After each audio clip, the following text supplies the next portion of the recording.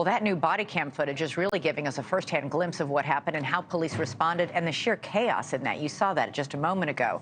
Joining us now to break down what we see in the video is Andy Bershad. He's back to join us, retired NYPD Emergency Service and CEO of the Flying Aces. Andy, this is very chaotic body cam footage. Is this unusual, or is this what you would expect to see?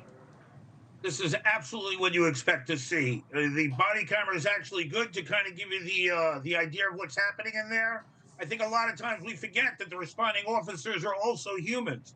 They're moving rapidly, trying to find a target in a large commercial building, and we're finding victims who are unsure. You see their hands are up. Yeah. Their hands are open. We always try to teach that just to try to show, look, I'm not a threat. There's no weapons here. They're trying to thin out as much as they can so they can narrow down their search for the eventual perpetrator or perpetrators. Officers actually at one point see Polito walking inside the building. They thought he was just a bystander because no gun was visible, and he made no effort to flee police. They yelled at him to get out. How is that uncommon for that kind of confusion? He could have gotten away at that moment. He easily could have gotten away. And of course, without an actual suspect that we're looking for, from the reports I saw, he had the gun secreted.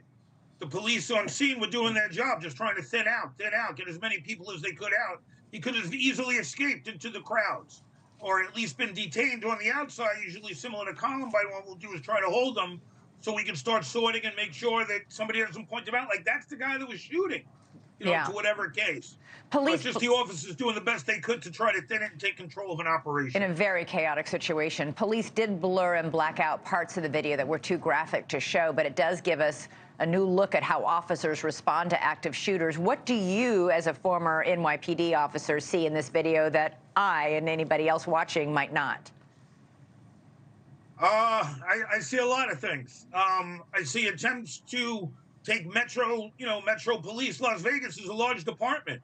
It looks like they worked very well with the campus police, who was able to rapidly unfold a situation where the perpetrator, the shooter, came out with the gun. They're communicating, which is such a problem with the job. The barricades, as we said with the other job, coming back, identifying. There's been other terrorist attacks and large-scale events where people are afraid. If I'm at the door saying police, how do I know you're the police? Right. Some psychopath was out there just trying to shoot me. In fact, slide your ID, understand, or control it. And it really becomes a manpower issue. In fact, you say it was really smart that staff and students barricaded themselves, even while police, after the shooting was over, and as police searched the area for more weapons, possible explosives, or even accomplices. At that point, they didn't know that he was a lone wolf. This reduces the chances of police accidentally targeting innocents.